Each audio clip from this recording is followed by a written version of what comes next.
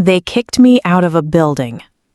I came back owning the blueprint, the land it stood on, and the keys to every door. Ava Montgomery. The moment Ava stepped into the top floor of the holding company's headquarters, everything changed. She wasn't escorted in. She walked in with ownership papers in one hand and a calm fury in her stride. The company's legal department scrambled. The CFO's face turned pale. The interim CEO of the bank she once led tried to dial the chairman, but no one picked up. They were already in Ava's office. Ava didn't come to negotiate. She came with a full acquisition plan. She had majority voting rights. She had enough shareholder leverage to restructure the entire leadership board. And she had legal approval to initiate executive override protocols. Protocols she'd written herself years ago when they trusted her too much. Let that settle in.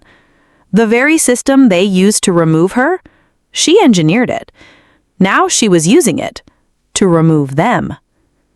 At 10:03 a.m., Ava assembled her legal team, former board allies, and key investors in a glass-walled conference room now known as the War Room. This wasn't symbolism. This was strategy. On the giant screen behind her, a single phrase looped in bold black letters. This wasn't just personal. It was public. It was the message. She laid out a 4-step power plan. Immediate restructuring of executive roles across the bank, internal audit of board activity over the last 18 months, whistleblower protection policy for employees willing to testify, rebranding of the entire holding company under a new name, hers. They tried to call her emotional. She was surgical. They tried to paint her as impulsive. She was 10 steps ahead. What they failed to understand was that Ava had already won before they even called the vote that removed her. This wasn't a story of a woman returning for revenge.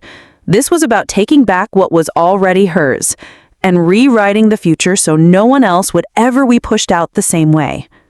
And people were watching. Across media outlets, business schools, and social platforms, her story became a case study in power, resilience, and Black excellence in hostile territory. And in every tweet, every article, every headline, the words were repeated. Black CEO kicked out of her own bank. Moments later, she takes over headquarters. It echoed like a war cry. It was a war cry.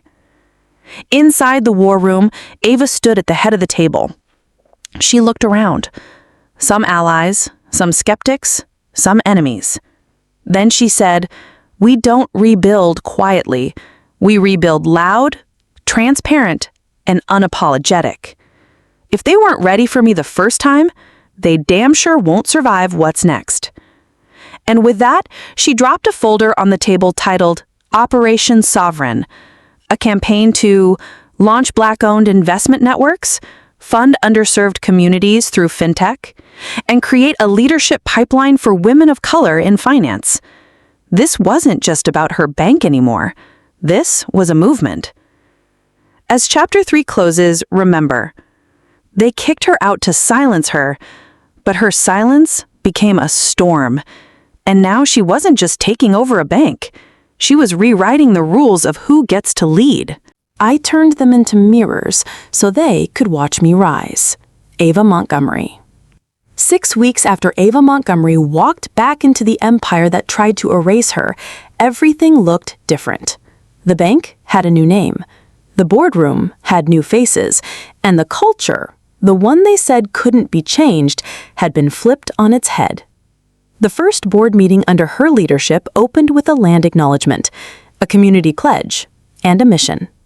Access, equity, ownership. For everyone they said couldn't sit at the table. Because Ava didn't just reclaim power, she redistributed it. Internally, every department went through what she called the audit of truth. That meant scrapping unfair promotion pipelines, opening executive mentorships for Black and brown women, eliminating hidden pay gaps across roles, and installing independent ethics reviewers with the authority to veto policy. This wasn't performative. This was policy, and it was non-negotiable. The old guard called it too radical. Ava called it non-negotiable justice.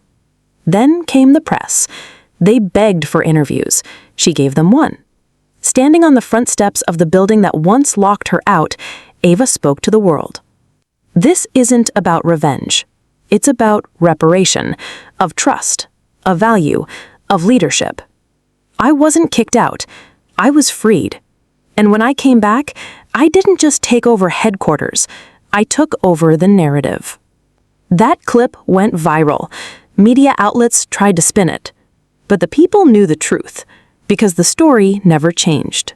That headline became a rally cry, etched into hashtags, t-shirts, documentaries, even case studies at Harvard. But for Ava, legacy wasn't written in ink. It was written in impact. The Ava Montgomery Foundation was born. It funded financial literacy programs for single mothers, tech grants for young Black entrepreneurs, legal aid for whistleblowers in corporate America. She didn't want statues. She wanted systems. Because legacy isn't about being remembered. It's about making sure no one else is ever forgotten. Then came the final move. She stood in front of the building, the headquarters she now owned outright. She renamed it. Not after herself, but after her grandmother, a woman who cleaned banks, but never stepped inside the front doors. The Lillian Montgomery Building for Economic Justice. No marble plaque, just one line etched into the steel above the doors. Power never leaves, it just changes hands. And so we end. But this isn't fiction, it's a blueprint. Because every time someone says, Ava didn't just take over headquarters, they're not just repeating a headline. They're announcing a shift. A shift in who leads, a shift in who defines power, and a shift in what happens when the underestimated fight back.